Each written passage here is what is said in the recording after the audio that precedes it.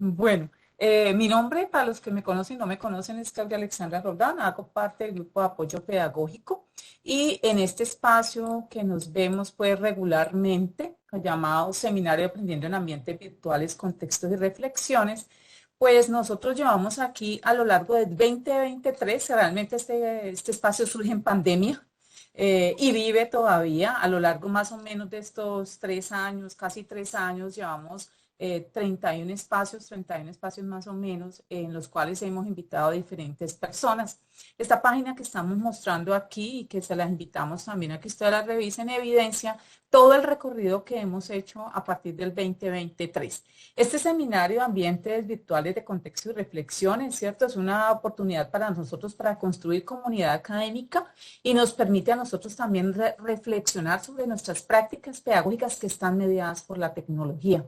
En ese espacio, nosotros estamos dando cuenta también de uno de los principios DEI para la formación, en el cual consideramos necesario que es vital consolidar una cultura pedagógica como una comunidad de aprendizaje donde tanto estudiantes como profesores constantemente estamos aprendiendo, y eso implica también revisar nuestras prácticas, ¿sí? Revisar cómo lo estamos haciendo y mucho más en estas épocas tan convulsionadas por muchas razones, entre ellas la inteligencia artificial. Eso también nos ubica en otro momento y en otro lado también de las maneras como nosotros estamos trabajando. Entonces, para el día de hoy, nosotros hemos invitado a la profesora Diana Carolina Lenis. Bienvenida, Diana. Diana es psicóloga de la Universidad Cooperativa de Colombia, ¿cierto? Magíster en educación, magíster en periodismo por la Universidad de los Andes.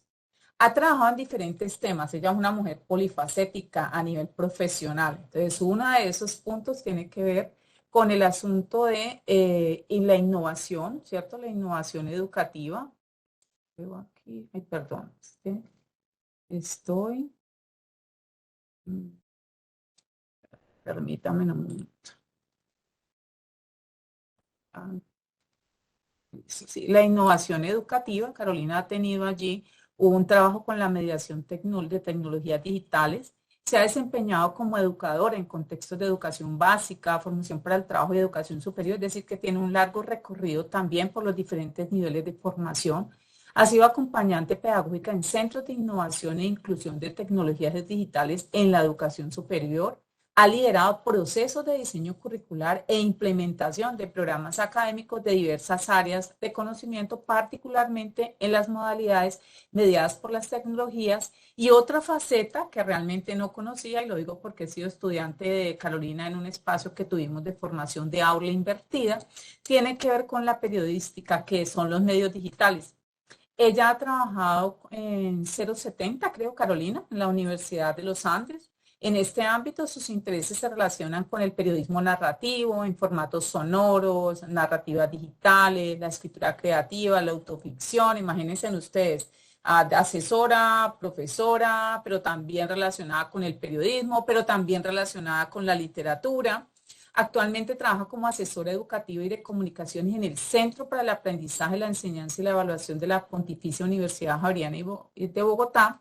Y junto a otros autores vallecaucanas acaba de participar hace poquito, esto acaba de salir, en la reciente versión de la Filbo en el lanzamiento de una antología de cuentos llamada El Valle Relata, editada y compilada por Ediciones El Silencio, en donde publica dos textos de su autoría. Ediciones El Silencio tenemos relaciones cercanas porque ahí trabaja un profesor nuestro que se llama Gustavo Bueno, es parte también de ese equipo de trabajo y profesor de esta universidad.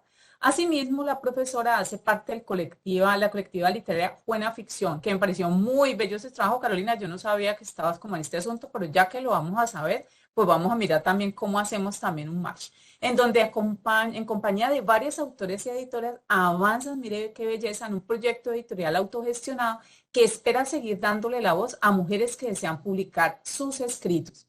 Esta es, pues, Carolina, más o menos la semblanza. Lo voy a dejar con Carolina para que ella inicie, ¿cierto? Con este trabajo tan interesante que tiene que ver con cómo es la vuelta. Muy bien el título, también porque es una forma de los estudiantes y cómo es la vuelta a qué vamos.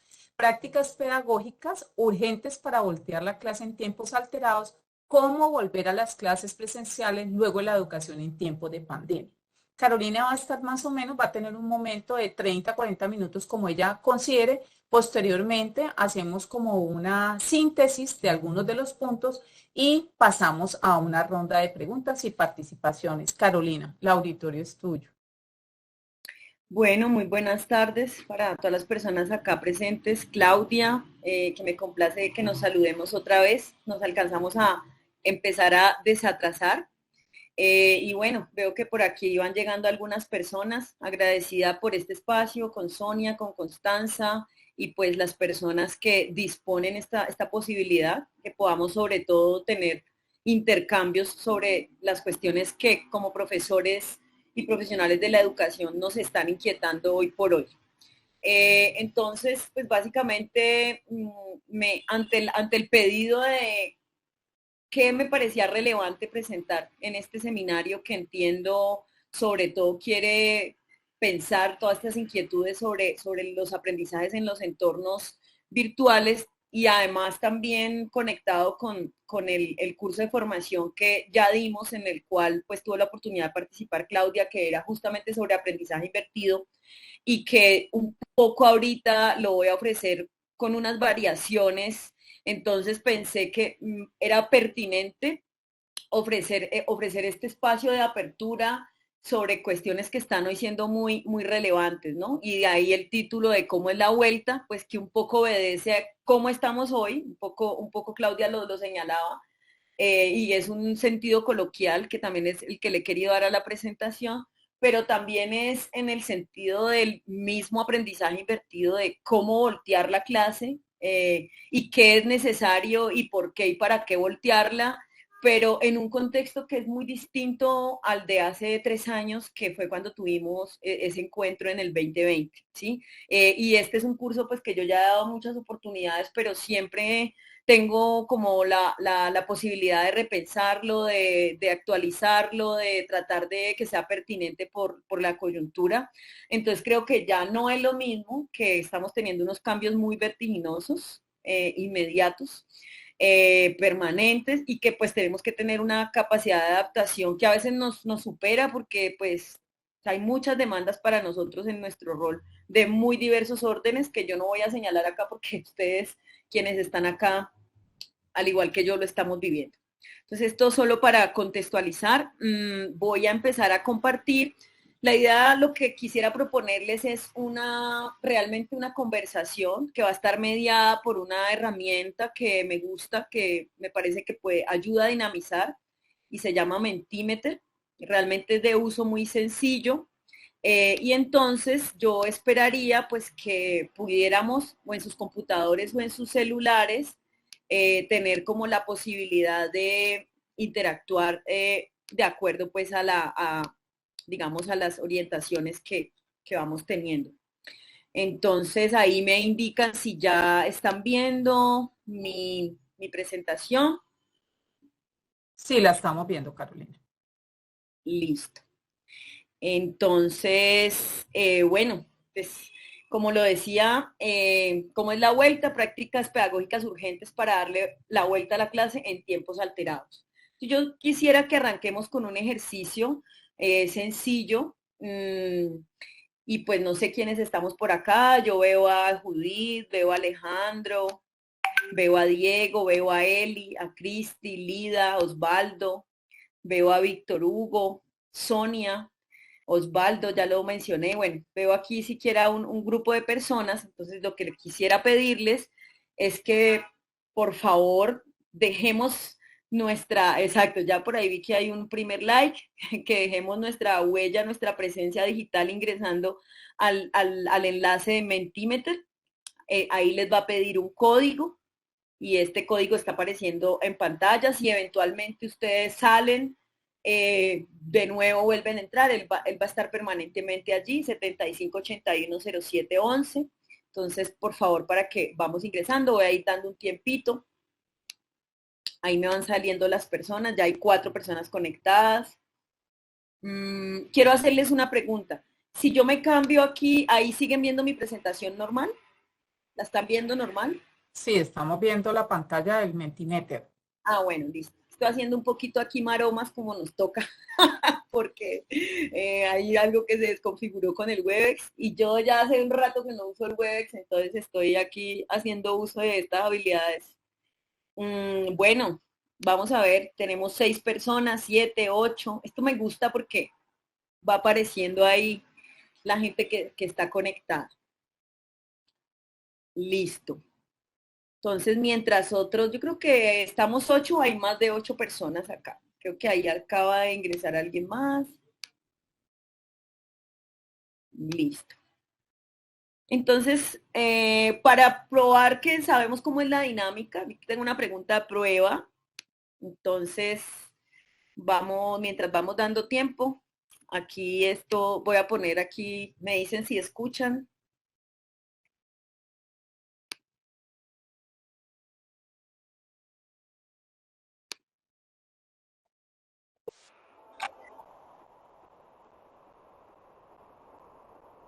No se escucha. ¿No se escuchan? No. No, Bueno, debe de compartir para audio y video. Dejar de ok, compartir y volver a pero, compartir para audio y video.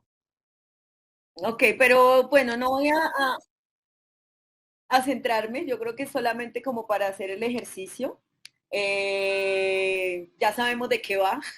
Y entonces yo voy a lanzar una pregunta simplemente para probar que entendemos la dinámica y entonces voy a lanzar la pregunta y pues les pediría que respondamos rápidamente.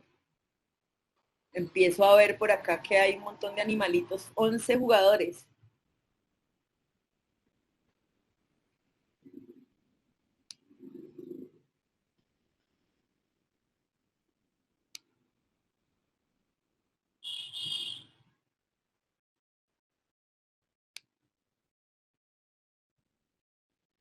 ¿Listo? Esto solamente para probar que entendemos. Van a aparecer algunas preguntas con opción de respuesta múltiple, otras de otra naturaleza y pues la idea es que esto nos permita interactuar. ¿Listo? Vamos a ver si proyectamos ya la respuesta. ¿Todavía no hay resultados? Ay, yo ya respondí. Sí. Vamos a ver. No. ¿Por qué?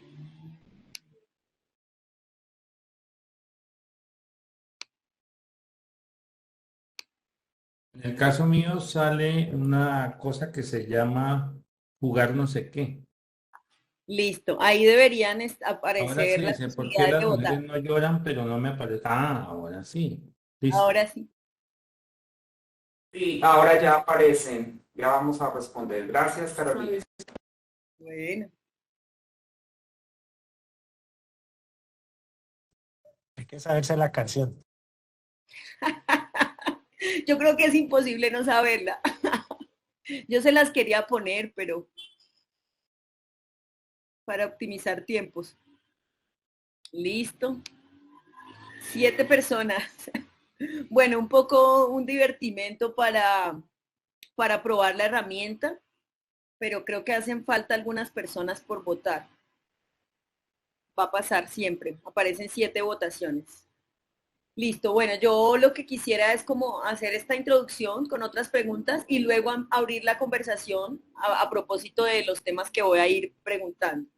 Y si de todas maneras alguien siente que hay algo que me quiera decir de viva voz o que nos quiera decir de viva voz, adelante también. Voy a continuar con la siguiente. Entonces, bueno, hay 7 personas que están muy sintonizadas con que las mujeres porque las mujeres facturan, ¿no? Bueno, esto es muy discutible, pero no voy a entrar en estos temas álgidos. Era solamente para hacer una pequeña prueba de que sabemos cómo va la dinámica. Listo. Aquí me aparece, me aparecen los participantes. ¿Okay? Seguimos. Aquí hay una pregunta que dice Bumble o Bumble es. Les van a aparecer también unas opciones de respuesta. Como dice Pablo Lacerna, si sabe, responda. Si no sabe, no busque en Google.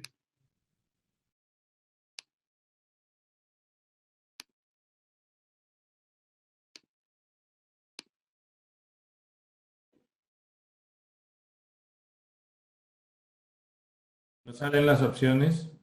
Ya van a salir ahí. Se demora hay como un desfase entre que yo la lanzo y les llega a ustedes, pero es tiempo mínimo.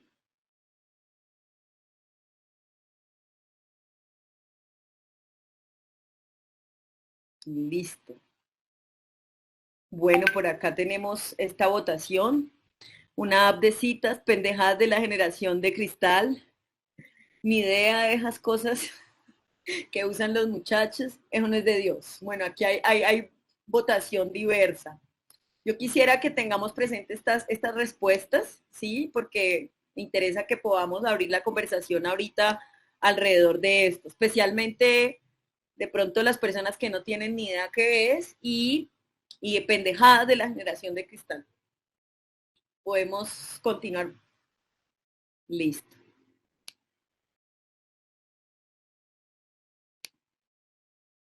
Listo. Aquí ya les aparece la siguiente. Cuando estoy estoqueando a mi crush y se me va un like, yo.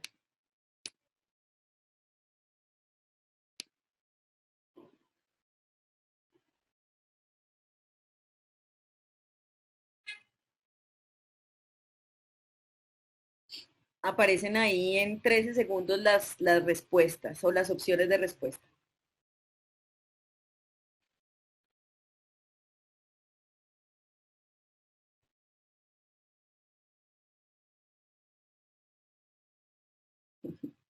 Para poder entender tengo que ir a Google. Aprovecho para sacar partido de la situación, 5 personas.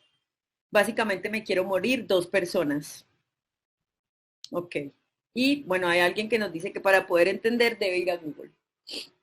Seguimos. Y bueno, aquí hay otra que indica que elija las respuestas que crea correspondan con la siguiente expresión. Funar o ser funado.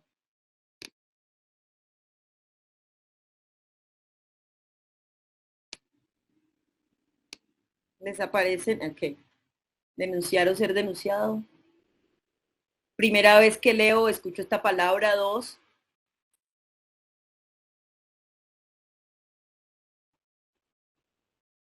Hay empate, bueno, 5 personas que por primera vez, 6 personas que por primera vez escuchan esta expresión. Listo, creo que tenemos 10 participantes. Vamos a continuar por acá. Por último, digamos ya un poquito más relacionada con nuestra práctica, y ahora pues quisiera situar el contexto de todo esto. Escriba las primeras 3 palabras que más representen su opinión. ¿Cuáles son las principales retos que enfrenta o ha enfrentado como profesor o profesora en contextos digitales? Listo. Entonces, siguiente. Y pueden ya empezar.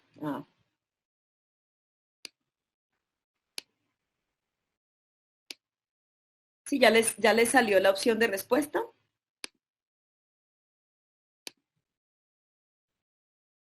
Y ya nos salió, ya. Listo. Investigación. Creo que ahí querrían decir inclusión, tal vez. Innovación. Mantener la atención, dinamismo, investigación, creatividad, rapidez, demandante, conexión, exigente, interés, rapidez, tiempo en pantalla, distracciones, engagement, transmitir. Innovación ya empieza a aparecer por ahí 2 veces. Conexión se está poniendo grande porque seguramente varias personas lo han dicho. Creo que faltan solo 2 personas por votar. Transmitir, desconocimiento, pertinencia. Ok. Bien. También quisiera que tengamos un poquito registro de esto y pues creo que vamos a continuar. Quisiera ver una cosita. Vamos a ver si... Sí, voy a tomarle aquí un pantallazo a la nube para que luego volvamos sobre estas palabritas. Listo. Otra vez volvemos al título de nuestra presentación, pero entonces yo quisiera, después de estas preguntas, primero hacerles, valga la redundancia, una pregunta. ¿Por qué creen que planteé estas inquietudes? En varios de los casos no sabíamos de qué trataba, en varios de los casos sí tuvimos alguna aproximación. Entonces, quisiera que tal vez una o dos personas nos pudieran comentar, pues, como cuál fue la sensación y qué interpretan de este primer ejercicio que les estaba planteando con estos términos y estas expresiones. Entonces, quien quiera no ser como nuestros estudiantes. Carlos y luego Víctor. Creo que tiene que ver con el tema del uso del lenguaje. Creo que a veces es una limitante en algunos de nosotros como docentes, en términos de estas palabras de stalkear, de aplicaciones que nos parecen extrañas en un mundo cada vez más lleno de elementos comunicacionales y virtuales. Creo que tiene que ver mucho con eso. ¿Cuál es el lenguaje que usamos? ¿Cuál es el contexto lingüístico sobre el cual nos movemos? Creo que allí hay una situación bien interesante, pero también el conocimiento del universo de nuestros estudiantes, en cuanto muchos son jóvenes y otros pues ya están como yo en una edad un poquito avanzada. Entonces, obviamente, eso hace que también tengamos algunas barreras. Por eso es tan importante estar actualizados, estar moviéndonos, participar de eventos como este que nos permiten tener una mirada diferente de todas estas estructuras conceptuales, contextuales, perdón. Ok, gracias. ¿Había otra participación tal vez? Sí, Y estaba.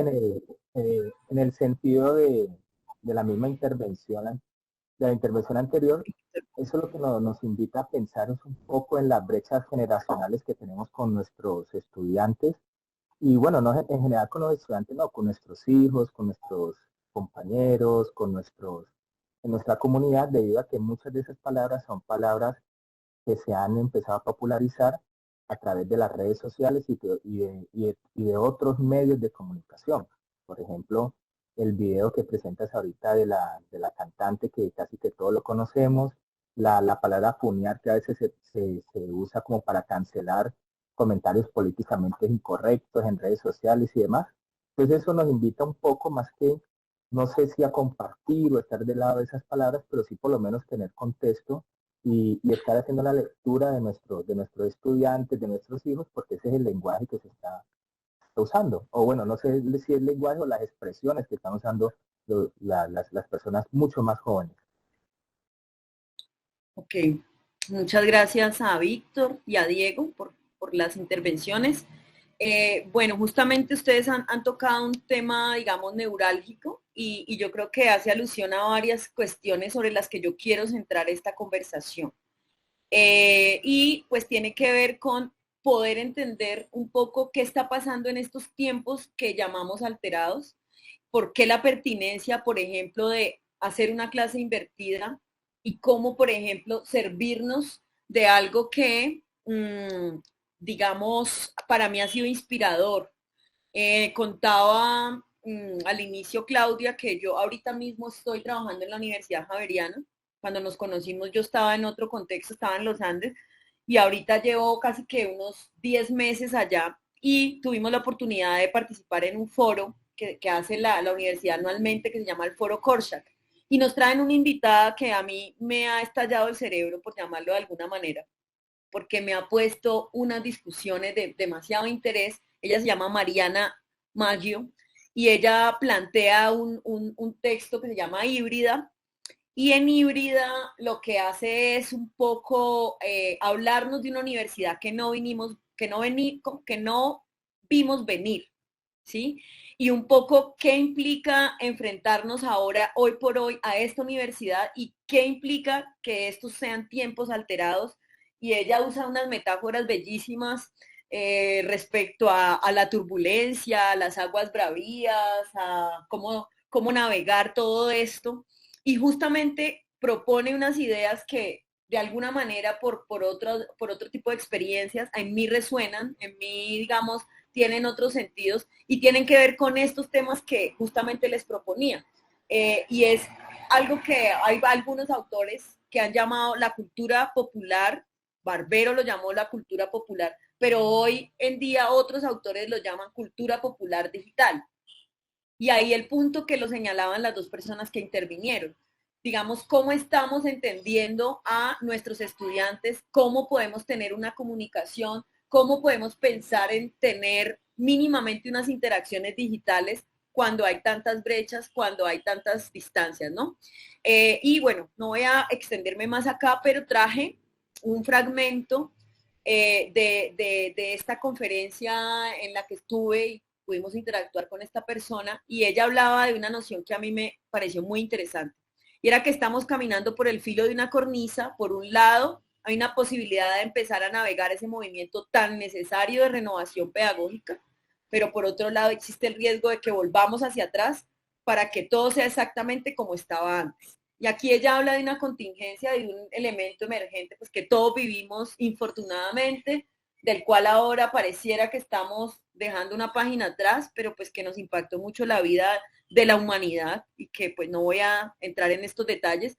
Pero entonces casi que por algo que se llamó educación de emergencia tuvimos que cambiar, tuvimos que, digamos, iniciar nuevas prácticas, pero pues también está la inercia, está la tentación. Ella usa una expresión que se llama la esclerosis o la esclerotización de las prácticas pedagógicas, de la rigidez, del volver hacia antes. Y nos propone unas pistas, ¿sí? Y yo también voy mezclando porque me inspiro en ella, pero tengo otras cuestiones que traigo por mi interés, por mi experiencia y que son un poco de las que quisiera que conversáramos.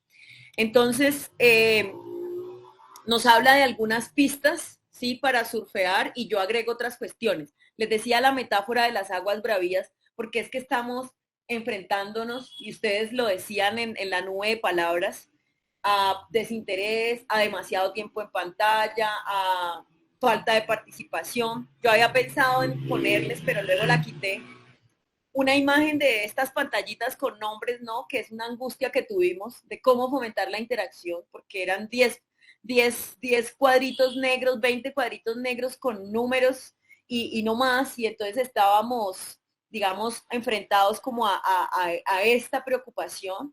Y en general, una cantidad de retos de enfrentarnos a la evaluación, de enfrentarnos a la nueva participación, de enfrentarnos al manejo de tecnologías que a lo mejor no sabíamos, y también cómo este antes y este después, y estos intermedios o estos in-betweens también, ¿no? Cómo ahora lo enfrentamos.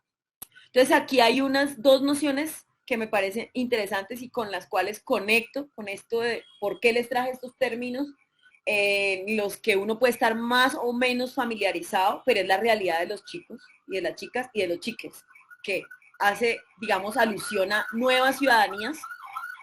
Y Hugo lo decía, hay unas brechas, digamos, generacionales, pero no solamente generacionales, ¿no? Es como de unas nuevas identidades que a veces uno o puede tener varios caminos, mirar despectivamente o mirar desde la ignorancia o mirar desde la superioridad moral. O sea, hay muchas alternativas y uno siempre puede tomar una posición y tomar un camino, ¿no? Yo aquí solo traigo cuestiones en donde no hay certeza, sino más bien que lo que quisiera es como traerlas para generar reflexividad y que cada quien pues vea cómo se ubica y qué posturas puede también tomar frente a ello o cómo lo interpela. Entonces, hablamos de, no sé, millennials, que a lo mejor yo podría caber ahí, pero es que ya no sé, tengo un primito que está estudiando en ICESI justamente y él ya, por ejemplo, es centennial, ya no, ni siquiera usa imagen de WhatsApp, tienen otras dinámicas, otras lógicas, aprendo de estos términos por ellos, aprendo también de mis estudiantes que tienen 20 años con los cuales tenemos una diferencia muy grande y que a veces nos ven así, ¿no? Como el cucho, la cucha, con quien no hay un entendimiento, con quien también no hay una posibilidad de conversación, y también nosotros, en la medida en que están desinteresados, en que no sabemos cómo relacionarnos, en que generación de cristal, ¿no? Aquí hace 2 semanas se suicidó una chica en la universidad. Nosotros hemos estado pasando por momentos muy difíciles, pero es muy natural oír que es que ahora son muy frágiles los chicos y que entonces son una generación de cristal y entonces pues que antes no teníamos esos conflictos o los enfrentábamos de manera diferente. Yo pues frente a ello pues no voy a expresarme, pero es generar un poco esa interpretación de cómo estamos leyendo, digamos, estas nuevas realidades, cómo estamos también nosotros mismos atravesando estos tiempos, lo que nos trajo la pandemia, lo que nos trajo enfrentarnos a esta cantidad de retos, cómo lo viven ellos, cómo la salud mental también está siendo tan afectada y cómo no, digamos, pensar en la tecnología, pero de la mano con unas cuestiones que interpelan la vida misma, ¿no? No es solamente el aspecto instrumental, sino también otros elementos que son como muy fundamentales. Entonces, esta es una primera noción y es que algunas pistas para un poco comprender o surfear estas aguas bravías de las que nos hablaba esta autora y que nosotros mismos hemos vivido, padecido, gozado, bueno, varias cosas caben acá, puede ser comprender un poco más de qué van esas nuevas ciudadanías digitales.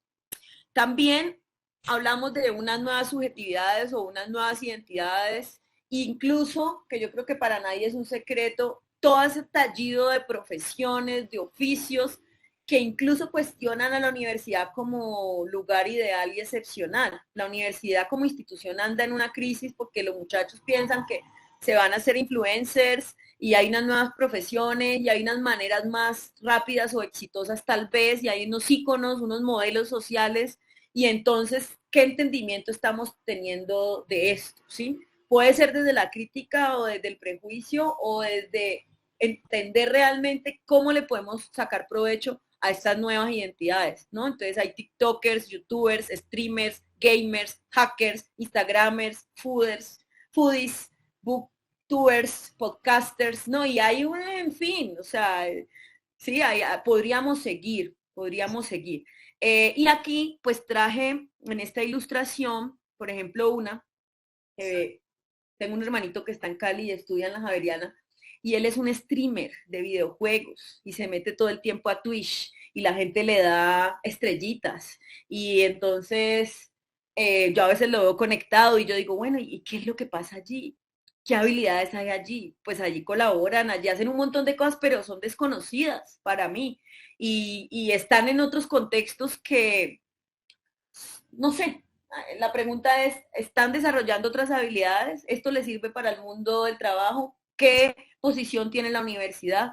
Yo ahí solo dejo estas inquietudes y ahora, por supuesto, yo voy a tratar de ir rápido por estos temas, pero me interesaría que podamos conversar y especialmente saber de su experiencia y de cómo ustedes lo pilotean, por llamarlo de alguna manera, o cómo ustedes también se sienten frustrados o cómo sienten que lo han digamos, un poco superado, ¿no? Como saber cómo lo están viviendo, aunque yo creo que muchos estamos hoy por hoy enfrentados a esta situación.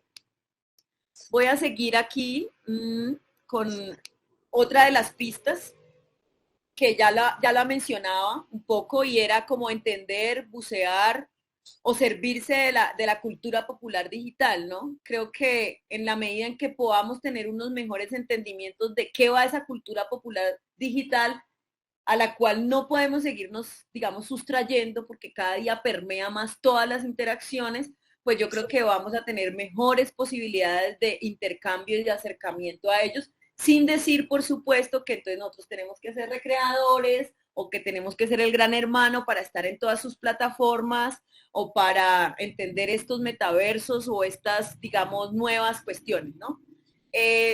Digamos, a mí esto particularmente me interesa por temas digamos, de interés mío de estas nuevas narrativas digitales, pero cuando les decía que hacía resonancia con lo que nos planteaba Mariana, es porque ella habla de que es clave y que es necesario entender estas tendencias culturales y nos da toda una explicación de cómo las series y cómo hay series ahora que implican unos niveles cognitivos complejísimos, tipo Dark, que no la he visto nunca, a lo mejor si alguien aquí la ha visto, o tipo los videojuegos como por ejemplo el Minecraft, que implica una construcción de mundos, o los metaversos, una cantidad de cuestiones que pasan de lo transmediático y de lo multimediático, o sea, como en lo que ellos están moviéndose y qué entendimientos hay allí. Entonces, como otra pista para entender o para surfear estas aguas bravías. Y voy a prender la luz un momentico porque acá ya me oscureció, si me dan un segundito. Listo, seguimos. Entonces, y bueno, si alguien quiere, por favor, antes levantar la mano o interrumpir o comentar, adelante. Listo. Aquí, bueno, esta es Mariana, que ojalá la consulten. Bueno, Claudia, adelante, antes de seguir. No, iba a comentar la razón de lo que estás diciendo, que a veces uno desconoce. Una profesora de comunicación al escrita me comentaba que ella llevó a la clase muy orgullosa al día después de los premios Oscar unos ejemplos para explicar y los estudiantes le dijeron, profesora, nosotros no vemos eso. O sea, solo para decir que lo que uno cree que el estudiante ve y que es algo interesante, y ellos eran de unos formación de profesionales que uno esperaría, ellos dijeron, no, esos no son nuestros gustos, ni tampoco consumimos ese tipo de programas. Era solo. Ok, sí, pues como estas brechas que señalábamos, ¿no? Listo, entonces aquí, por ejemplo, nos habla de otra cosa que yo creo que más allá de este tema de lo digital, aquí yo conecto un poco más y tiene que ver con unos principios y habla al menos de dos cosas. Pareciera que la empatía es como un tema hoy muy común, trillado, ¿no? O la confianza o la acción. Sobre eso tal vez ya hemos hablado, ustedes han oído, en fin. Pero hay al menos dos cuestiones que a mí me llamaron mucho la atención de esta propuesta. Y era como la posibilidad de democratizar los procesos y la posibilidad de hacer codiseño, ¿sí? Y entonces nos da unos ejemplos de cómo un poco ampliar la participación de los estudiantes haciendo estrategias que estén más vinculadas con el contexto. Entonces nos ponía un ejemplo del diseño de una política pública en un curso y cómo, por ejemplo, los estudiantes participaron en el diseño de la evaluación y en el codiseño de todas las actividades, y un nivel de enganche y un nivel de participación que nunca lo habían soñado ella y su colega que orientaron el proceso. Entonces, a mí me parece que sin ser recetas, porque una cuestión es esta mujer cómo lo vive en Argentina, cómo lo viven ustedes en Cali, cómo lo vivo yo acá, cómo lo vive cada universidad, que es una cultura muy diferente, pero me parece por eso que sugiero que son pistas, un poco para tratar de surfear y de ir identificando cuestiones que ayuden un poco a estos retos, porque yo creo que en eso sí podríamos estar de acuerdo, que estos son tiempos, por supuesto, por eso alterados, por eso frenéticos, por eso distintos, en los que a veces uno se le acaban los recursos. Listo. Seguimos entonces. Y también planteaba cómo y para qué navegar el tsunami digital.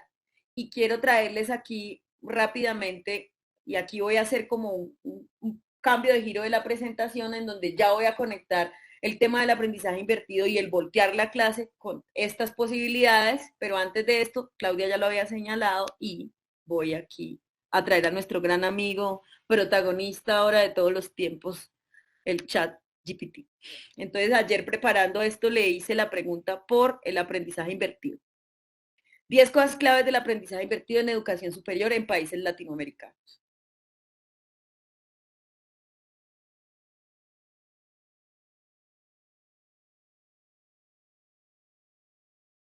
Va rápido y no alcanzaremos a leer, pero ahora les digo mis conclusiones.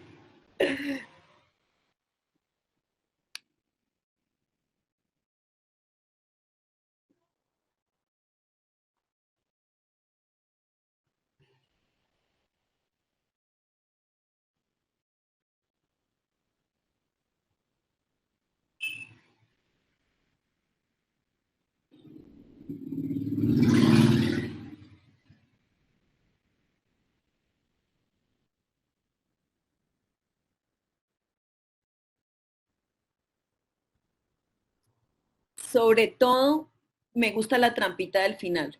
Si ustedes ven, yo le pregunté en contextos latinoamericanos, ¿no?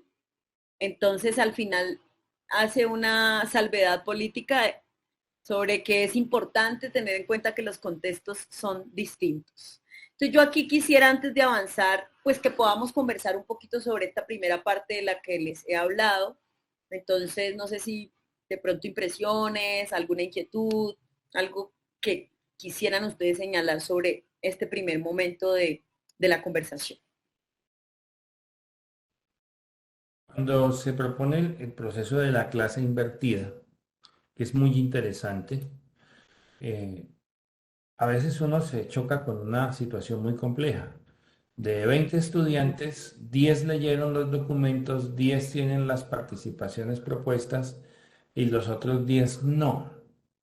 Pues, ¿qué hace uno en ese tipo de situaciones? Porque sí he visto que como argumento pedagógico es fantástico, como propuesta pedagógica es fantástica, incluso si va unida a una secuencia didáctica o a unos recursos diferentes, pues obviamente va a generar unos resultados bien interesantes. Pero ¿qué hacemos en ese caso, en esa situación?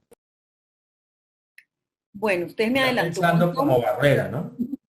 Sí, pero vamos para allá, pero usted me adelantó un montón porque yo voy a abordar esto en los minutos que queden, pero Vale, ese es listo. uno de los retos más importantes de este tipo de modalidad.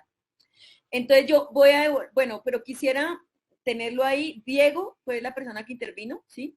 Está bien, dejémoslo Dejémoslo en ahí y parqueadero. en En 5 minutos lo parqueadero. retomamos, pero Vale. quisiera preguntarle a alguno de los colegas hasta aquí, hasta este momento. Aquí ya introducimos el aprendizaje invertido y esta inquietud que tiene Diego me parece muy genuina y además es una pregunta permanente. Siempre que se habla de aprendizaje invertido, aparece este reto, esta dificultad. Entonces lo dejamos ahí.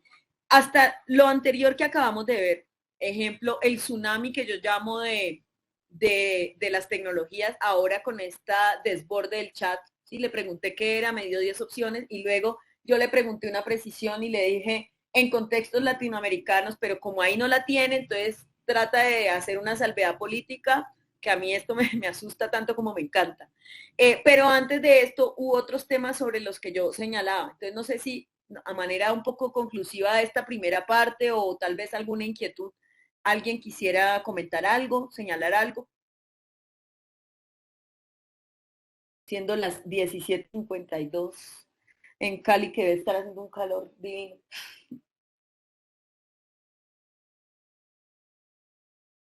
Bueno, entonces veo que no lo hay, que no hay esa inquietud. Entonces, pues voy a avanzar. Entonces, ahorita retomaré. Aquí un poco cuáles son los llamados, digamos, a los que deberíamos atender y especialmente yo qué debería hacer, en este caso yo en mi rol de facilitadora, para hacer mejor mi trabajo eh, en relación, por ejemplo, a esta precisión que me trae el chat, ¿sí? Me dio información súper concreta. Yo tuve que estudiar este tema que lo llevo estudiando y trabajando 5 años para comprender, ¿sí? Me lo trae una cuestión de nanosegundos y con una precisión impresionante y con esa preocupación de esta salvedad, pero que al final creo que nos sorprende y nos agrada. Entonces, lo que me pregunto es un poco, en este contexto del que venimos, con todos estos retos, con este mundo tan alterado que está, con todo este tema de lo digital, con todas estas nuevas generaciones, con estos términos a los que somos ajenos, incluso con nuestros prejuicios y nuestras moralidades que están ahí como personas, digamos, ¿cómo entonces podemos hacerle frente a este contexto educativo, incluso con estos temas críticos de la universidad como institución que está un poco en desventaja en este momento? Dato que traigo acá, las universidades casi que en el mundo, pero también en Colombia han tenido una baja significativa de matrículas, ¿sí? De estudiantes que están aspirando a estudiar, ¿no? Google ya da certificados concretos para el mundo laboral, las empresas están haciéndose una, digamos, tema de certificaciones y empiezan otros fenómenos comerciales, financieros, políticos, a jugar aquí un poco en este rol que la universidad tiene. ¿Sigue siendo pertinente la universidad? ¿Sigue siendo pertinente nuestro rol? Aparecen herramientas como estas. Entonces, ¿qué alternativas tenemos? Voltear la clase es una, no es la panacea, no es la única, pero creo yo que hay unas posibilidades. Y entonces ahí ya voy a avanzar un poquito sobre este comentario de Diego. Entonces aquí, de nuevo, ¿cuáles pueden ser pistas para surfear estas aguas bravías? ¿Por qué y cómo darle la vuelta a la clase? ¿Cuáles son unos pilares importantes del aprendizaje invertido que ayuden un poco a solventar, por ejemplo, ese reto y este problema de que es que no preparan, es que no leen, es que estoy depositando este rol que yo tengo como profesor en donde yo sé que hay una experticia y soy cuidadosa con estos conocimientos, pero cuando desplazo esa tarea a los estudiantes no necesariamente lo hacen con el rigor esperado y además yo tengo presiones académicas institucionales con el logro de los resultados, ¿cómo poderlo enfrentar? O ahora que hemos hecho este recorrido, todavía creemos que invertir la clase es solo hacer videos para que los estudiantes los revisen antes. ¿Qué más hay que hacer para un poco solventar este problema? No sé si escribieron algo en el chat tal vez. Sí, Diego estaba diciendo, se dice que los cambios en la oferta universitaria siempre llegan tarde, puntos suspensivos. Y yo por acá vi que yo tengo casi un Twingo. Bueno, hay un asunto que en un debate muy interesante sobre la oferta universitaria, llegaba alguien y decía, bueno, es que siempre los cambios en la oferta de la universidad o en las metodologías, cuando ya se aplican, ya no son pertinentes. Es decir, es como que hubiera uno subiendo 3 gradas, entonces mientras que la universidad sube una grada, la realidad cambia 3 gradas, 3 peldaños, ¿sí me hago entender? Y esto también es una cosa muy compleja, porque para hablar en términos de recursos pedagógicos, la clase inversa, los foros, los debates, bueno, en 1000 formas de trabajar de una didáctica diferente, una clase hay muchísimas. Pero entonces, ¿cómo llegamos nosotros a este tipo de situaciones que nos permitan realmente como universidad enamorar a los chicos y a los padres de familia? Ok, de acuerdo. Antes de avanzar en la conversación con esta inquietud que plantea Diego y sumada a la anterior, Ana tenía la mano levantada, tal vez Ana Judith. Adelante. Sí, hola, muy buenas tardes, Carolina, y buenas tardes para todos. Yo creo que este es un tema bastante controversial, pero en cuanto a lo que has venido exponiendo, hay unas palabras que considero que son claves. La primera es la de la democratización, ¿ok? Y yo creo que el dominio de las tecnologías, así como los avances que hoy en día disponemos, es parte de este reto que todos nosotros como profesores tenemos que analizar, pero ya desde una perspectiva más, si se quiere, más fría. En el mismo momento que nosotros como docentes imaginemos que el chat GPT, por ejemplo, puede llegar a suplantar a un docente, yo creo que allí estaría el primer error. Yo creo que esto que tú estás exponiendo de una manera tan coherente debe servirnos para la reflexión y para realmente poder asumir el uso de estas herramientas como aliados para que realmente logremos dinamizar las clases como realmente los jóvenes de hoy en día esperan. Y lo digo por una experiencia reciente que tuvimos. Hace como 2 semanas, un día viernes, hubo en nuestra facultad una charla con un invitado que se estuvo manejando los retos que tenía Latinoamérica para el desarrollo. Yo no pude estar porque estuve en un evento fuera de la universidad y la asignación o la consigna que se le dejó a los estudiantes era que ellos tenían que participar en esa actividad porque íbamos a hacer un debate. El día de la clase, como todos llevan su dispositivo, yo les dije, perfecto, ahora quiero que todos se conecten al chat GPT y hagan una síntesis de todo lo que ustedes pudieron observar allí. Todos estaban felices porque pensaban que iban a dar lectura lo que les estaba dando el chat. Y una vez que obtuvieron la respuesta, viene ahora el análisis crítico.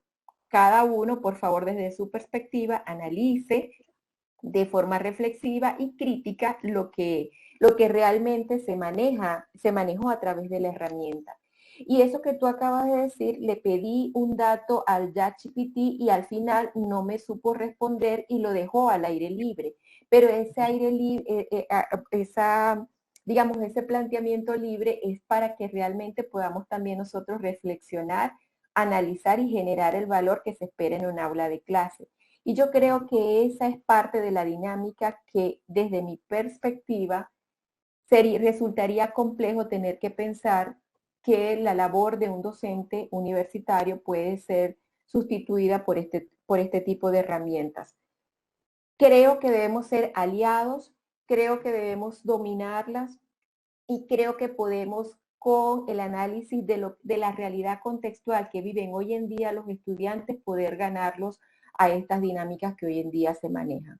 Si bien hablas del aula invertida, el aula invertida es parte de esas pedagogías, pero ahora falta esas didácticas que nosotros tenemos que realmente viabilizar para que ese estudiante pueda dar respuesta y uso a esas pedagogías. Entonces creo que lo que planteas, pues me apuesto con ellos, es el norte, pero sí reflexionar ante cuál es el verdadero uso que le podemos dar desde la universidad a estas realidades. Era eso. Gracias. Gracias por tu intervención, Ana. Y bueno, yo creo que ahí hay pistas de las inquietudes que también nos planteaba Diego, de, bueno, cómo estamos respondiendo, ¿no? Pareciera que vamos 3 pasos atrás o 3 gradas atrás o 3 kilómetros atrás, todos los casos no son iguales, pero también en este contexto de desesperanza y sobre todo de, yo no sé, yo a veces me siento desabrumada, ¿sí? Por todo, por las redes, por las noticias, por la violencia, por los retos que las mismas instituciones nos están planteando, todo este contexto del que les hablaba, cambiante. Ahora, por ejemplo, acá en la Javeriana nosotros estamos teniendo un cambio de reglamento y llevamos más o menos 2 años y entonces en ese cambio pues hay unas condiciones profesorales que también están empezando a variar y son raras y son extrañas y a las que también nosotros como empleados, porque también somos empleados y la universidad también es empresa, entonces también estamos teniendo que enfrentarnos primero como una institución filosófica, pero también segundo como un empleador. Entonces, ahí hay una cantidad de cuestiones que traigo aquí a la reflexión. Y quiero continuar porque no es que me vaya a evadir la pregunta, pero entonces aquí voy a hablar de unas posibilidades. Yo les decía, yo me siento abrumada, pero también encuentro algo de esperanza, también encuentro algo de posibilidad, que por supuesto también pasa por la disposición personal, por todo esto que señalan de qué postura yo tomo, o me siento avasallado por este tsunami y me ahogo, o trato de surfearlo con las posibilidades que tengo. Entonces me parece que ir un poco, yo diría que ahora esto es como aula invertida o aprendizaje invertido, pero ya es 5.0 porque ya no estamos hablando ni siquiera de las mismas tecnologías ni de las mismas didácticas. O sea, creo que el tema del año es el chat y el chat como, por ejemplo, en este contexto de cultura digital, yo les hablé de varias cuestiones, tendencias digitales, ciudadanías digitales, cultura digital, como por ejemplo ahorita esta nueva herramienta, digamos, aparece un nuevo actor tecnológico o en la digamos, apuesta de Scolari, que es un autor que me llama mucho la atención. Él habla de interfaces y en las interfaces hay muchos actores, actores humanos, actores tecnológicos, actores institucionales, ¿no? Y entonces aquí este chat y estas tecnologías son artefactos tecnológicos que pareciera que empiezan a tener una agencia y cómo nosotros nos posicionamos frente a ellos, que era un poco esta inquietud que traía Ana Judith. Pero les decía que yo sí creo que hay algunas posibilidades y a propósito de la inquietud que traía Diego, sí es muy frecuente que no hayan tantas posibilidades de preparación, pero creo yo que de los estudiantes cuando uno plantea la estrategia de aprendizaje invertido, pero yo creo que también es ir encontrándole, como diríamos, un poco la comba al palo, y para esto traigo una infografía que me gusta mucho, que la he usado hace rato porque me parece que hasta ahora no he encontrado algo que explique con tanta, digamos, fluidez al menos 4 cosas que son claves en el aprendizaje invertido o en el voltear la clase, ¿no? Y entonces hablamos de una flexibilidad y aquí ellos nos hacen una suerte de lista de chequeo como para que uno trate de preguntarse, digamos, los espacios y marcos temporales que uno ofrece de flexibilidad para el estudiante, si uno hace seguimiento de acompañamiento, si ofrece distintas maneras de aprender y demostrar el contenido. Y un poco esta flexibilidad pues es amplia, pero yo no me voy a detener ahí. También hablan de una cultura de aprendizaje que esté más centrada en el estudiante que en el docente, que a veces lo hablamos un montón, ¿no? Venimos años hablando del constructivismo, del aprendizaje activo, de que el estudiante tiene que ser más protagónico, pero nos cuesta un montón dejar el control. Nos cuesta un montón, digamos, tener ese rol un poco moralizante, que es distinto a esta propuesta que hace Mariana del codiseño, porque entonces si yo asumo que ellos van a ser facilistas, que ellos no van a un poco a estar a la altura del reto, que no están formados, ¿no? Problemas que es verdad que tenemos, pero entonces también parte un poco de la concepción. ¿Será que un profe me decía con el que yo trabajaba, es un arquitecto, y él me decía, yo estaría dispuesto o no a contratar en mi despacho a uno de mis estudiantes? Y esa es mi mejor prueba como maestro. Entonces, sí, y hace 3 semanas me decía una profesora de medicina, Carla Javeriana, yo a un muchachito de esos no me le meto a consulta ni loca me le voy a meter. Entonces, yo decía, entonces estás haciendo algo que en lo que no estás creyendo, porque si uno no es capaz de creer que este va a ser un profesional exitoso o medianamente responsable o socialmente comprometido o éticamente comprometido, pues ahí hay un problema muy serio. Pero no estoy juzgando a esta profesora porque seguramente hay unos problemas estructurales, hay unos problemas muy complejos en donde ella siente que no están teniendo la formación que deberían tener. Entonces ahí también planteo esa inquietud. Y volviendo acá, entonces esta cultura de aprendizaje centrada en el estudiante, y ya voy para algo que he anunciado con tanto preámbulo, que me parece clave para atender ese problema o ese reto, y es el contenido dirigido o el contenido intencionado como uno de los pilares del FLIP, ¿no? A mí por eso me gusta esta infografía, porque entonces ellos, como, bueno, estos originalmente lo hacen unos gringos, luego lo traducen del TEC de Monterrey, pero los gringos juegan mucho con los acrónimos, ¿no? Entonces ellos hablan de la flexibilidad, de la cultura del aprendizaje y del contenido intencionado, y por último del rol del profesional, del profesor como facilitador. Pero este contenido intencionado a menudo es uno que se nos olvida y en donde hay que trabajar un montón y en donde hay una serie de posibilidades didácticas. ¿Para qué? Si yo entregaba contenido en una clase magistral, o si yo, digamos, tenía una serie de estrategias en donde yo garantizaba ese control y ese rigor académico, y ahora mi rol está siendo un poco desplazado, está siendo un poco, el chat me da información, el Google me da información, los chicos en 2 segundos un poco traen la información, entonces la habilidad ahora ni siquiera es la consecución de la información. La habilidad ahorita está en saber pedirle al chat, por ejemplo, o en saber curar los recursos.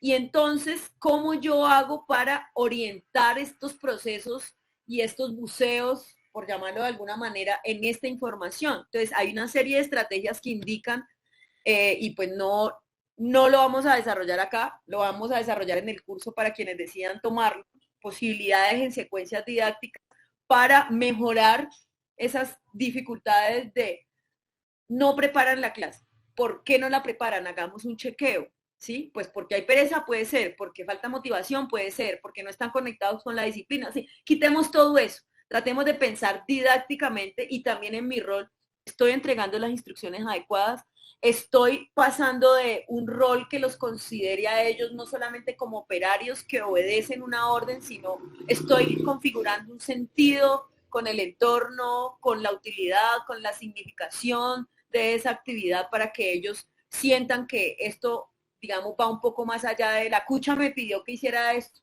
No, yo los escucho por ahí en los parques, en los andenes, en los pasillos, cómo hablan y cómo no entienden. Es como si no hubiese un entendimiento de esos pedidos que les hacemos versus ellos cómo los entregan y este tema del evaluativo mediando.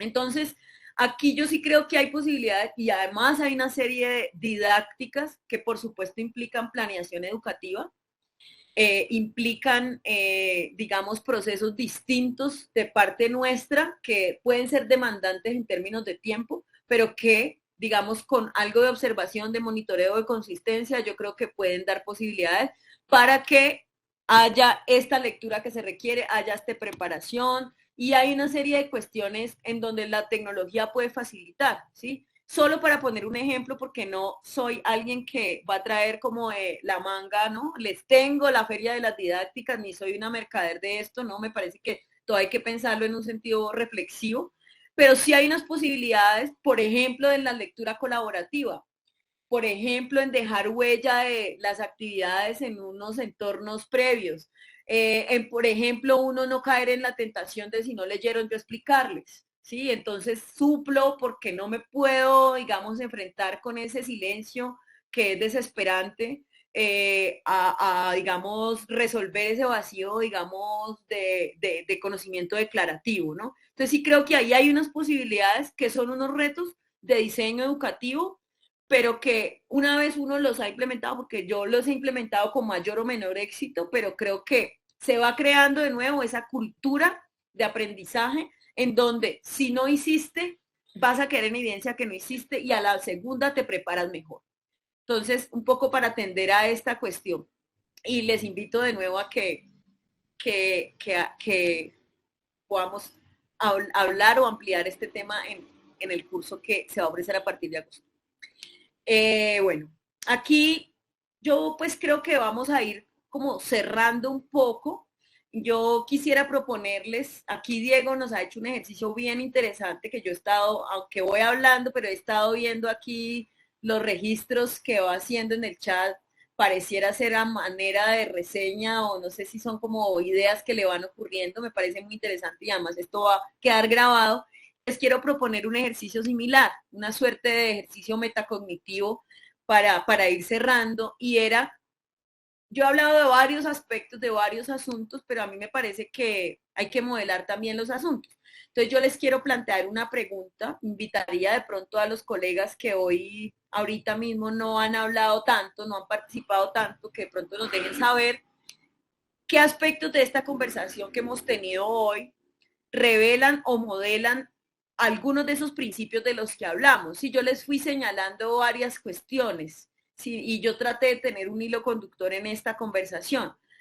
¿Cómo se verían representados en lo que hoy vimos, ¿no? Yo les hablé de la cultura digital, de las tendencias, de conectar. Entonces, ¿cómo creen que hoy esto pudo revelarse en esta manera en cómo yo organicé y cómo presenté y qué reconocen allí? Me gustaría oírlos y luego yo tengo una especie de principios o finales que quiero presentarles para concluir.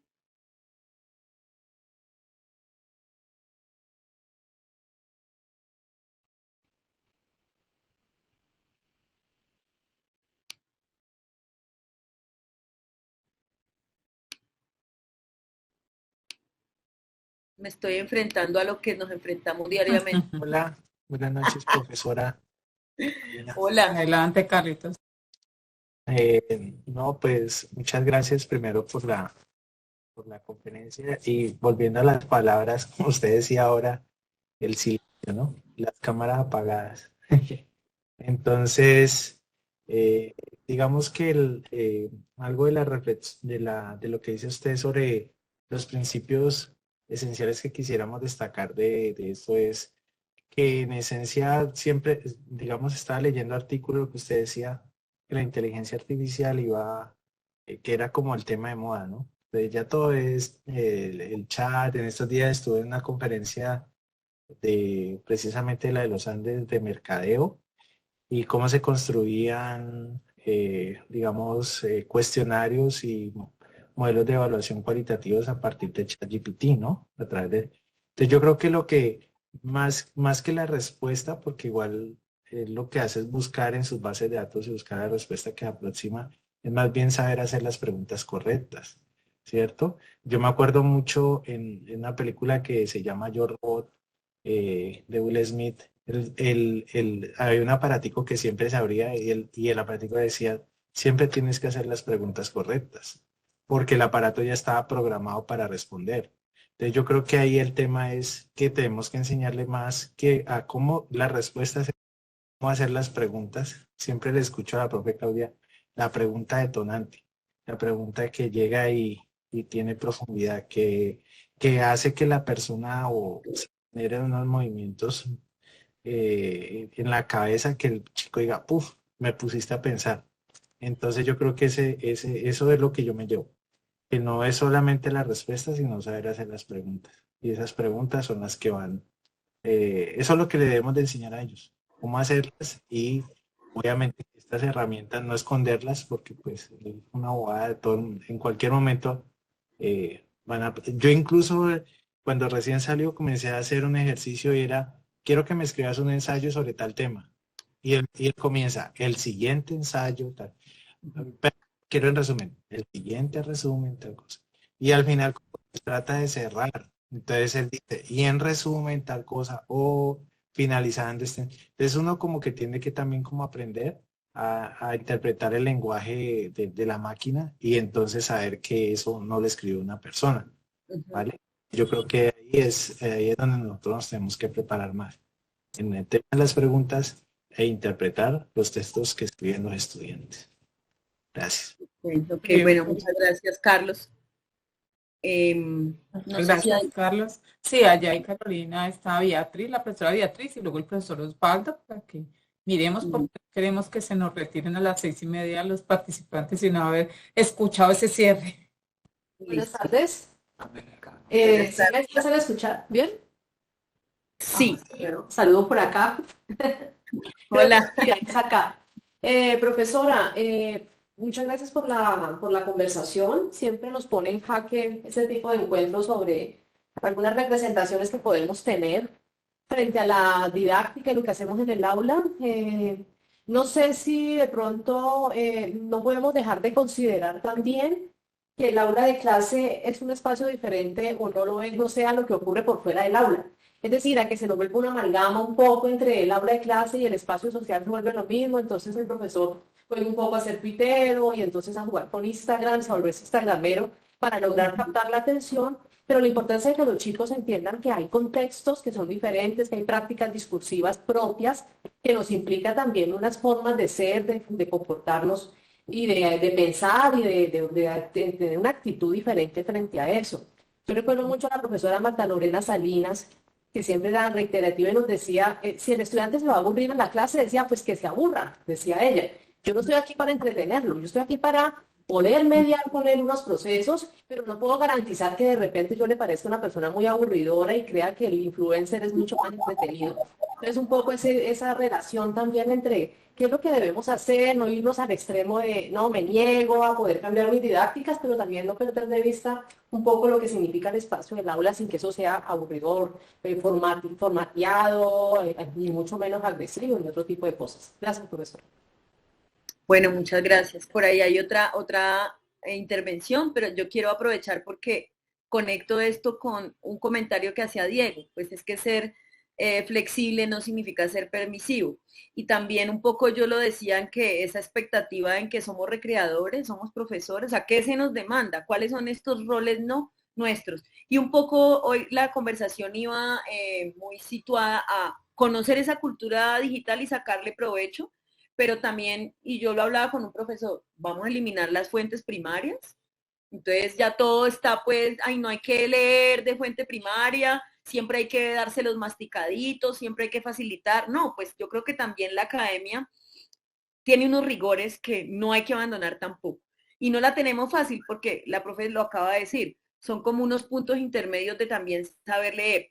Una anécdota muy sencilla para ya darle paso a la persona y ir concluyendo. Estaba hace unas 2 semanas en una clase con un colega que estamos haciendo un proyecto colaborativo, nos juntamos alguien de publicidad, otro de comunicación y yo.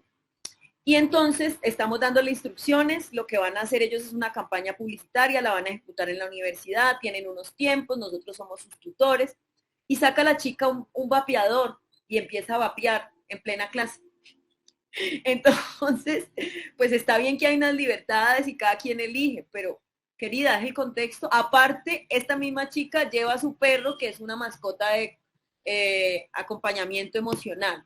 Entonces, a mí me deja muchas inquietudes porque, pues, no sé si esto en un contexto lo estás leyendo bien, hay unos límites, hay unas cuestiones y hasta dónde somos flexibles, pero hasta dónde también hay unas relaciones también que me parecen un poco abusivas en algunos momentos, ¿no? Entonces ahí solo lo dejo para la reflexión y le doy la palabra a una persona que creo que era Osvaldo. Beatriz o... Osvaldo.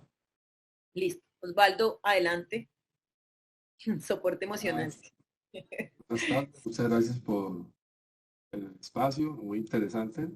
Digamos que tengo allí algunas cosas como para discutir. En la historia de la humanidad siempre se han presentado las herramientas. Todo el tiempo el ser humano ha usado herramientas para poder tener ayudas. Y yo diría que de lo que la profesora o la expositora presentó en el día de hoy, lo más importante, y voy a empezar por ahí, son los perjuicios. Yo desde hace rato vengo utilizando tecnología y cuando salió la calculadora, en esa época eso fue un problema, inclusive en Estados Unidos se dio hasta una manifestación porque cómo era que los profesores iban a permitir que la calculadora entrara al aula de clase. Y al principio muchos de los colegas, sobre todo en la línea en la que me muevo, que es matemática y estadística, veían que eso era un obstáculo porque tenían problemas para poder involucrar esa tecnología en el aula de clase. Y ahí priva mucho el prejuicio que se tenga con respecto a eso y a veces puede ser también el desconocimiento del uso y la importancia. Para mí, tú lo dijiste, lo más importante es la didáctica. Yo pienso que a nosotros nos toca ahora repensar nuestra didáctica donde involucremos todas estas posibilidades tecnológicas como recursos de ayuda para poder afianzar nuestra actividad. Y pienso que ahí es donde está la clave. O sea, los tiempos cambian, así como nosotros, el cabello ahorita estaba en una época negrito, ahorita está como más blanquito con negrito, todo grisecito, porque cambiamos. Pero si cambiamos nosotros, porque también tenemos que cambiar nuestra práctica y tenemos que ponernos en algunos casos en los contextos, pero para mí la didáctica es la que nos va a dar la mano, que es la que nos da todo el soporte para poder nosotros diseñar. ¿Eso implica más trabajo? Claro, eso implica que el rol del profesor cambie, claro, nos toca cambiar, porque nos toca acomodarnos en esas propuestas nuevas didácticas para poder soportar todos esos cambios tecnológicos que se vienen, porque el chat no es el único, vendrán otros mucho más fuertes en ese sentido, y hay que entender cómo lo puedo yo usar en beneficio de. Muchas gracias. Bueno, muchas gracias Osvaldo. Bueno, pues yo para ir cerrando tengo un slide con cuestiones que son parte de mis reflexiones que pasan por estos autores que son referentes, que son inspiradores, pero también por cuestiones que me han pasado, en las que creo y que un poco hacen parte de esas pistas para surfear estas aguas bravías, ¿no? Lo he llamado principios o finales. Principios en el sentido de esto es sí o sí, me parece que es importante que pase, pero también finales en la medida en que si uno va logrando esto, pues yo creo que va en otro momento del camino. Entonces, básicamente, creo que todo comunica, ¿no? Y de ahí, por ejemplo, las decisiones que fui tomando a lo largo de la presentación, el formato, la herramienta, la interacción, el lenguaje que esperaba que fuera coloquial, un poco, que permitiera que estábamos hablando con una cierta simetría, incluso más si es con ellos, ¿no? Más porque hay otras, digamos, dinámicas allí. Y las dinámicas de poder a veces son muy, muy nocivas y no nos enteramos que las estamos reproduciendo y son implícitas y a veces no sabemos que no es solamente desinterés y desmotivación, sino que hay unas cuestiones de poder ahí implícitas.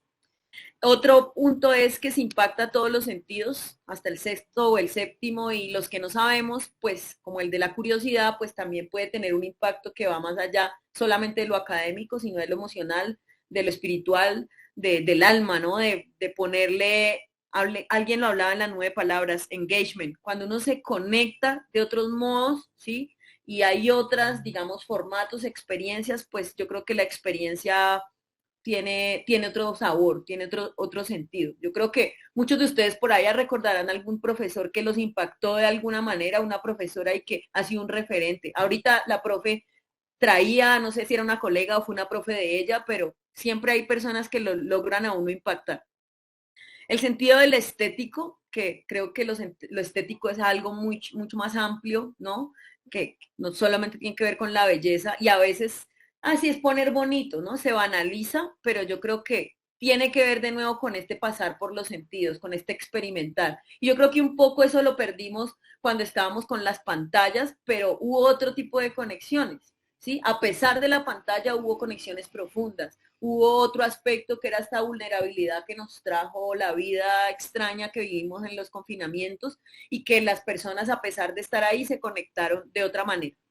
Todo es narrativo, todo es susceptible de contar y volver a contar y aplica para los currículos, para el currículo que está en el programa, pero también para estas apuestas políticas personales nuestras. Hablamos de los prejuicios, hablamos de las decisiones que tomamos, hablamos de cómo los concebimos a ellos, si los concebimos de cristal o los concebimos perezosos o creemos que son potenciales y que tienen posibilidades de mejorar y los ayudamos en ese camino, o estamos mamados también, porque también nosotros estamos mamados de tantas cuestiones, y esto también hay que ser, digamos, honesto en reconocer también nuestras propias vulnerabilidades, porque no lo sabemos todo. No somos recreadores, ya también lo decía, pero también es verdad que a propósito de lo que ponía en el chat Diego, de la motivación, de qué me motiva, qué no me motiva. Yo creo que por esto es la propuesta de entender la cultura digital, también para saber dónde están estos intereses y no decir que todo se va a volcar allí, pero si uno está divirtiéndose, las cuestiones pueden pasar más rico, entrar más rico, funcionar de otro modo, y si hay un placer y hay una estética allí de los placeres, a lo mejor los conocimientos empiezan a cobrar otros sentidos y tal vez uno como estudiante y también como profesor va viviendo el viaje de otro modo. Tirar datos, que siempre me parece que está bueno para estimular, para antojar, para incomodar, para informar, para interpelar, para hacer bálsamo, porque nosotros también contenemos a nuestros estudiantes. También a veces tenemos unos roles insospechados por estas cuestiones que están pasando y que no son ajenas y que no están descritas en el programa, ¿sí? Muchacho se le murió el perro, o lo dejó la novia, o la chica tiene un conflicto en la casa, en fin, hay otras cuestiones que van más allá de esto que está declarado oficialmente. Y por último, para intrigar, para generar curiosidad. Si se hace entre varios, y esta apuesta es como una de las apuestas, por ejemplo, del aprendizaje invertido, que se sustenta en un principio de colaboración entre pares, pues a lo mejor puede que se demore más, pero puede ser más jugoso, más pertinente y puede ser un saber que se colectiviza. Puede ser, a lo mejor es una decisión no solamente del profesor, de los estudiantes, pero cómo hacemos para que crean que hay un valor en juntarse con otros para hacer cosas. Y no solamente el divídase y mañana le entregamos a la cucha lo que nos pidió, sino cómo hacemos ese seguimiento y ese acompañamiento para ese trabajo colectivo. Y por último, que al final todos queremos hablar, al final siempre queremos hablar de sí mismos, pero también está bueno cuando uno puede escuchar. Y creo que cuando uno pone a que los estudiantes se escuchen entre sí, o cuando uno los escucha genuinamente, o cuando uno se escucha entre colegas de una manera desprevenida, no defensiva, no en la respuesta, sino también ampliando como estos sentidos y estos entendimientos, pues a lo mejor hay posibilidades. Esto no pretende ser, eran 8, no es un decálogo, no es una cuestión que yo diga esto es infalible, así debe ser, pero me parece que a mí me ha ayudado un poco y que cada quien puede hacerlo y que seguramente lo hace, cuestiones que son como sus inamovibles, como decía por allá un señor hace años. Entonces, pues esto es básicamente lo que yo tenía por contarles. Me ha parecido muy interesante la interacción, la reflexión. Aquí hay unas referencias, esto va a quedar. Simplemente les cuento, hay en este medio en el que estuve colaborando, se llama Nuevas Ciudadanías, ahí está el link para entender un poco de qué van estas nuevas cosas. Está el podcast de Híbrida, muy cortito, que lo quiero proponer en el curso, me parece que hay elementos súper chéveres a revisar. Está el Híbrida, que es el texto, Enseñar en la Universidad que no vimos venir, de Tilde, y les propuse esta digamos, infografía de Flip, los 4 pilares en el reporte del Tecnológico de Monterrey. Esto era, muchas gracias, casi que no, pero... Gracias. Carolina, muchísimas gracias. O sea, me ha parecido muy interesante la forma de organizar porque tú nos subvertiste hasta la forma de organizar el seminario, porque a medida que fuimos conversando, se fueron sintetizando, el profesor también, Diego, muy interesante lo que él plantea, porque no solo plantea su forma de pensar, sino también recoge algunos de los puntos. Yo solo quiero recoger 2 punticos, no porque sean los únicos, pero la presentación tuya nos devuelve un poco a estas pedagogías activas o metodologías activas, a la propuesta que hace John Dewey, que está basada en aspectos sociales, que pretende definitivamente cómo nosotros podemos lograr una educación democrática, una educación que responda a los desafíos actuales, que haya una transformación social. Cuando tú nos traes todo el tiempo fíjese en el contexto. El otro punto es que, claro, si ser banal, y tú decías, lo emocional es algo que parece muy trillado, pero realmente todos los desafíos que tienen los chicos y las chicas, así se les llame generación de cristal, se les llame de muchas maneras, ¿cierto? Definitivamente estos chicos y chicas son unas chicas solos, o sea, requieren definitivamente la empatía del maestro.